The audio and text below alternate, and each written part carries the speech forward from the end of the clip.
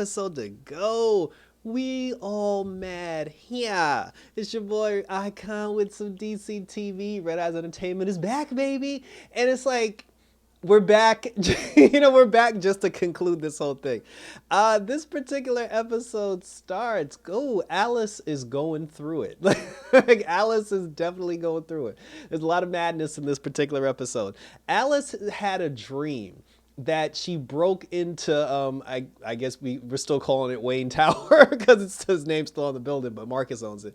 Like she broke into Wayne Tower, she beat up all the security guards, and she stole the joy buzzer, that she needed in order to fix her brain. So she places it up against her temple, it zaps her, and apparently it worked and it turned her back into Beth. So then there was this whole thing where there was a court proceeding where they had to, declare her like legally sane and they let her go. She bumps into Ryan and then Ryan's like, you knew I needed that for my brother, bitch. And then she was like, I needed that for me. And it was basically like this whole thing. She was like, you won, and then she walks away mad.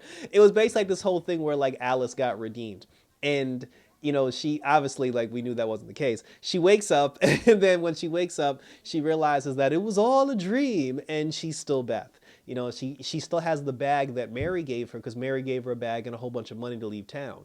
Alice then has an emotional breakdown because she's upset that she's still Beth and she doesn't want to be Beth anymore. And then we get a surprise visit from Ocean. She ends up seeing Ocean because she's still having she's crazy. Like she's still having like the psychotic breakdown, which is making her see Ocean like, in her daydreams or whatever. And Ocean's telling her like, oh, you don't deserve redemption. You don't deserve to be, you don't deserve to be cured. So then Alice is upset. She goes and talks to Mary. Mary gets mad at her because Mary was like, oh, when I was under the poison ivy influence, you used me, you manipulated me to help you kill people and do all this crazy stuff. And she was like, I gave you money to leave and you didn't leave. And you're the reason why, like I killed that person and I got to repent for that. She basically blamed Alice for the whole thing, which kind of, it kind of wasn't fair, but it is what it is. Like Alice gets upset and then, she tells Mary, she was like, I'm not the one that threw a man into a tree. And then, like she gets upset and she leaves. She ends up going down to the Joker's toy factory, where the woman that made all the Joker's like toy buzzers and his gag flowers and like all his gadgets, the woman, she was down there. Alice ran up on her and told her to give her the buzzer or else she was going to kill her. And then she told her, she was like, make me another one. And then the woman was just like, well, I work for Marcus now. So she said, I'm only making stuff for him because he's the one that signs my paycheck. And she's a name dropper. Like this particular character, she's a definite name dropper. When we saw her the first time, she had dropped the Harley Quinn bomb. And then, when Alice had her at gunpoint, she was like, you think you're the first crazy blonde woman to ever like yoke me up like this? She said, I've been making, weapons for the Joker since I was 16. And then she said, who do you think helped the Joker beat Jason Todd with a crowbar? And I was like, wow. I was like, wow. And if that already happened, because this is like, you got to assume that Bruce Wayne is older at this point.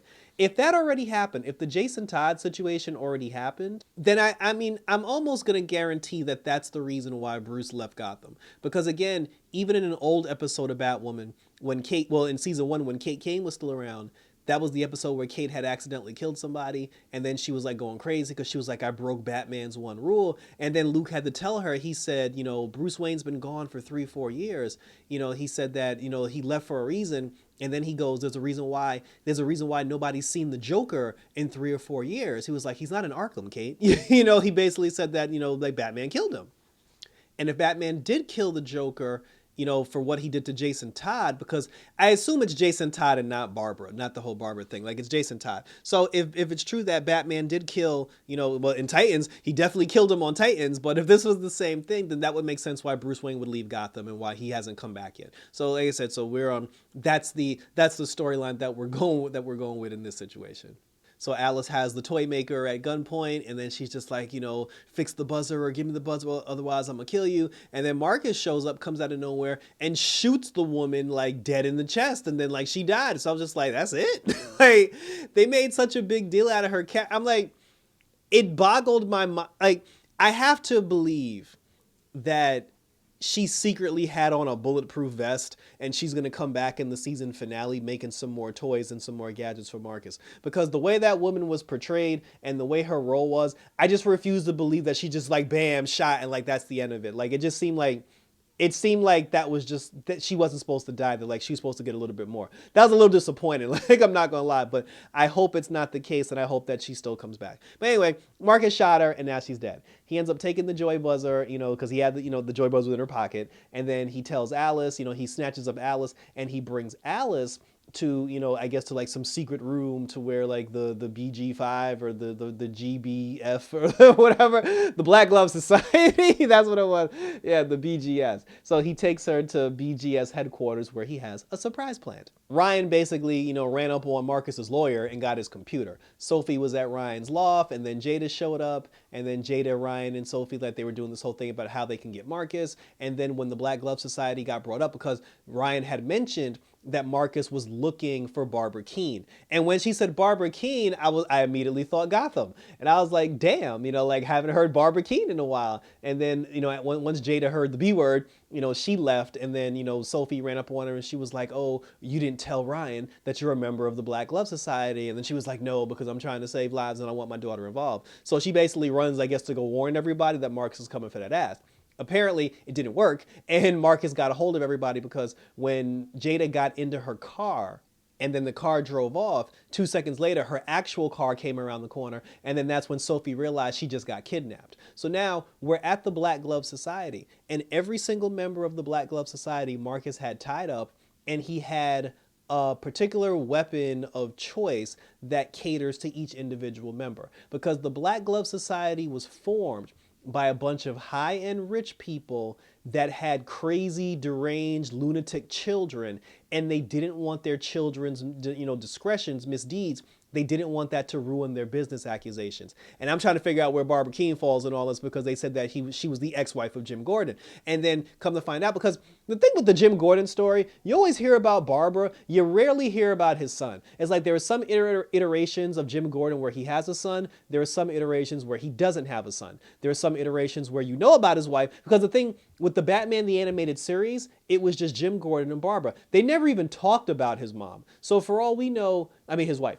So for all we know, his wife and his son were living somewhere else, and then Barbara just chose to live with him in Gotham because she was going to college. So it's like the whole thing with his son is just very like up in the air. Like it's a lot of smoke and mirrors there. But in this iteration, she does have a son, and they said that the son, like the son was crazy. Like when he was a kid, when he was like 15, 16, he tied a dog to some railroad tracks or something, and then he was a little off, and then like Barbara Keene spent a lot of money on trying to like cure her son, try to get him mentally right, and because of the the procedures that she performed on him, it made him go completely bat-sane crazy. And here's the wild part: Jim Gordon's son is basically a lunatic vegetable who's locked up currently in Arkham. And I'm just like, I feel like that needs to be more important than it actually is. And then like, where's Barbara?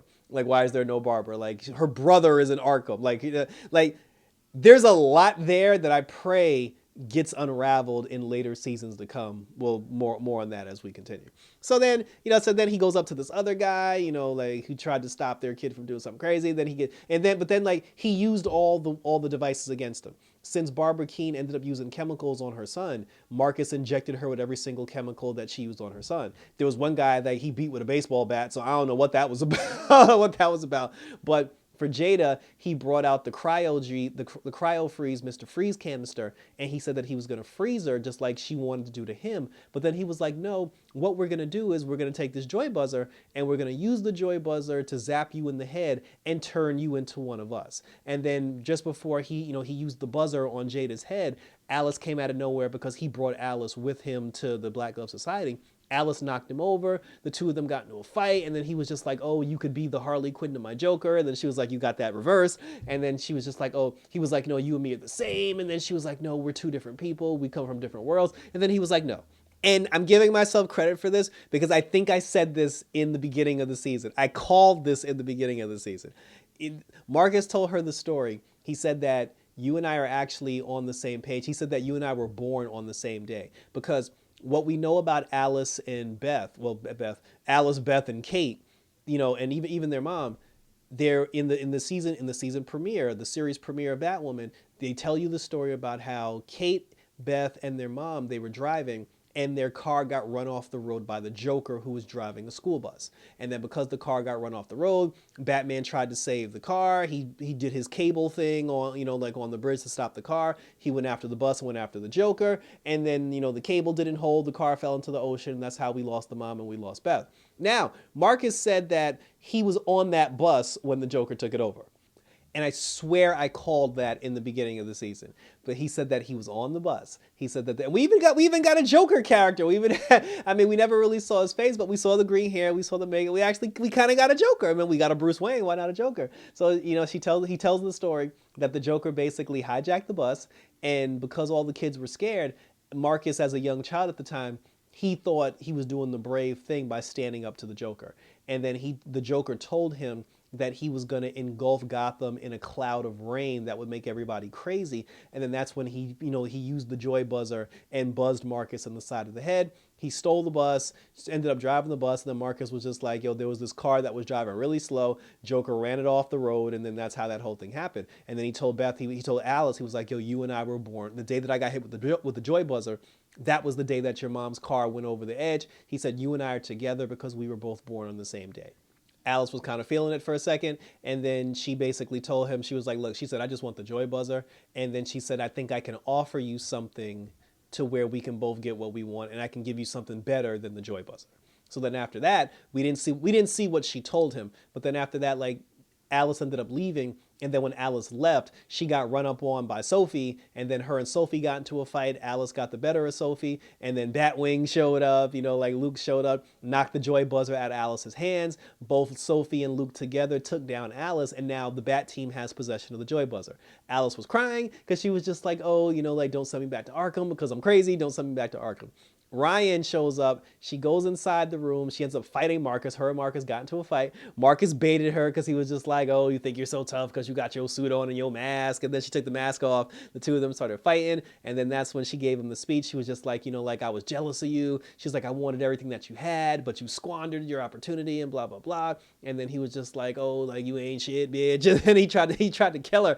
And then, like, so the two of them were scrambling on the floor. They were fighting. And then while they were fighting, Jada, because when Ryan showed up, she had got Jada out of the ropes. Jada ended up picking up a gun, and she held the gun to Marcus, and then she was like, leave my daughter alone. And he was like, I'm your son. And she was like, you ain't my son no more. And then I guess that hurt him to his core when he said that, which is weird because he was just about to kill his mama. But, when she said that, he felt hurt in that moment, and then he got mad, and then he just walked away. Jada and Ryan embraced, and then she was just like, I'll never run away from you again, baby girl. And now Marcus is like running off in the wind. So Mary, meanwhile, she actually went to go talk to the family whose husband that she killed when she threw Homeboy into the tree. And she was going to confess and tell them that she was the one that actually did it. But then the wife said, she was just like, I'm pretty sure that you came here to tell us, that your stepsister was responsible for my husband's death. And then Mary was like, wait, what are you talking about? And then she was just like, yeah, she said that Alice actually called the GCPD and she confessed to killing my husband. Like, she said that she was the one that did everything. So she's like, I know that's like awkward for you because it's your stepsister. And then after that, like Mary was just like, oh shit, like Alice actually like took that burden from her, like took that burden off her shoulders, which made her feel like shit because she cursed Alice out earlier on in the episode for being a selfish bitch.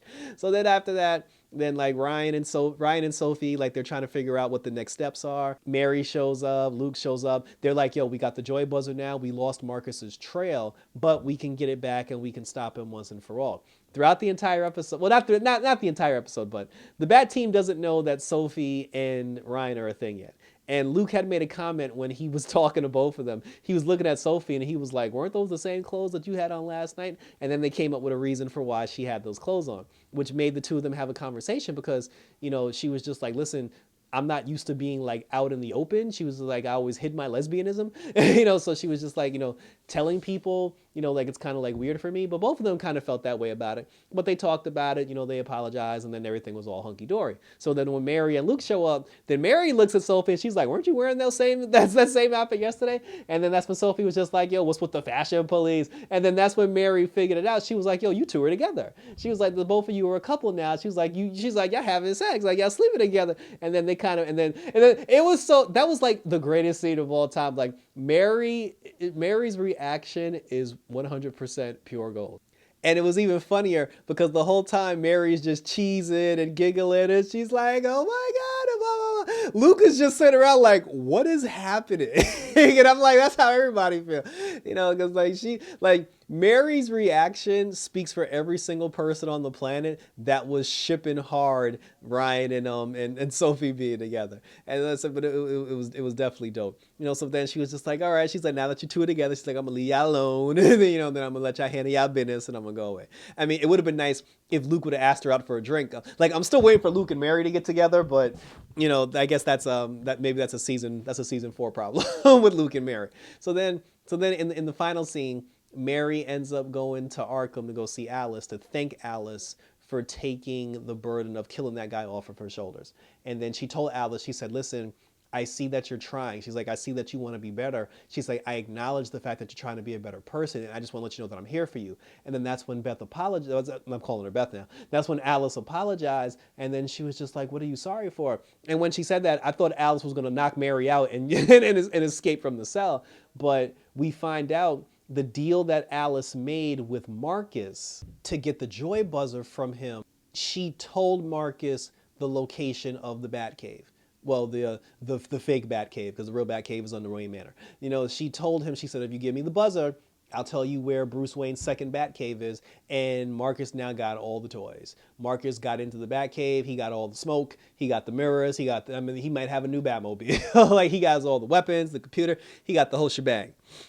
And the episode ends with Marcus looking at, the Batcave saying, like, now it's time to have some real fun. And then in the coming attractions for the season finale, like Marcus goes on TV and he's just like, oh, I'm about to out, Batwoman's secret identity tonight at 6 o'clock. And I'm gonna be honest with y'all, I feel like Marcus can do better than outing his sister as Batwoman. And the reason why I say that, it's different with Bruce Wayne, because Bruce Wayne is Bruce Wayne. He's the richest man in Gotham.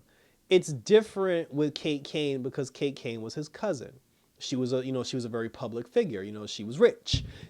Certain Oliver Queen was rich. He was the mayor, so it makes sense why. Like Jefferson Pierce, he was the school principal, for Christ's sake. He was Black Lightning. So those things make sense. I'm gonna be honest. There is nothing significant, unfortunately, there is nothing significant about Ryan's life to the point where the public will give a damn that she's Batwoman. Like, Ryan takes her mask off in front of people all the time. Like, Ryan reveals her identity to people more than the Flash, to the point where I don't even know why Ryan's even wearing the damn costume. she can wear the suit. I have no idea why she's wearing the head mask at this point, because there is nothing significant about Ryan, unfortunately, to the point where people will, it's almost like when Marcus says, oh, Gotham City, Batwoman is really Ryan Wilder. 99% of the people who hear that information are going to be like, who the hell's Ryan Wilder? Like, it's not news, but that's what he wants to go with. Because even Ryan said in the trailer, she was just like, oh, he's gonna ruin the legacy of Batwoman. How? Like, I don't like Ryan Wilder doesn't even have a connection to Kate Kane. Like, nobody's gonna care. But maybe he'll do something else. He'll do something else besides the identity reveal, and we'll see what his final plan is now that he has his hands on the Batcave and all the Bat gadgets. We even got a Batwing, we got a Batwing cameo, so Luke is definitely here now, and I know we're going to get Batwing in the season finale because now it's back in the budget. So that was it, and thank you for tuning in.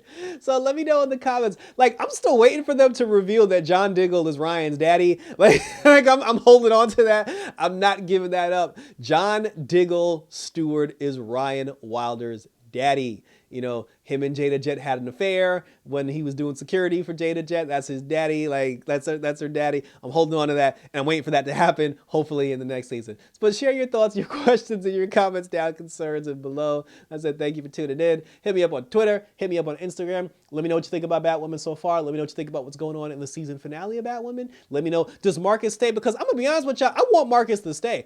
I actually don't want them to hit him with the joy buzzer and fix his brain. I like him being a bad guy. And if Batwoman's going to continue, hopefully on HBO Max, if Batwoman's going to continue I would like to see Marcus be a recurring villain, like her brother being the recurring villain. Like I would like to see her brother be her Alice the same way Beth was Kate's, like Alice throughout the whole thing. Like I don't want to see him turn good yet, but we'll find out what happens in the next in the season finale. So that was it, guys. Thank you for tuning in. Like I said, hit me up on Twitter and Instagram. Leave your comments and concerns. Subscribe to my YouTube channel as we ride this Batwoman train, because we have one more episode left for the Dark Knight, the Dark Nitress, the Dark Nighter, whatever you want to call it. And I'm waiting for it. I'm ready for it. And I love me some Batwoman. And I hope Batwoman continues, hopefully on HBO Max. So thanks for tuning in as always. Until next time, till next week for the season finale of Batwoman. Take care. And I'm out this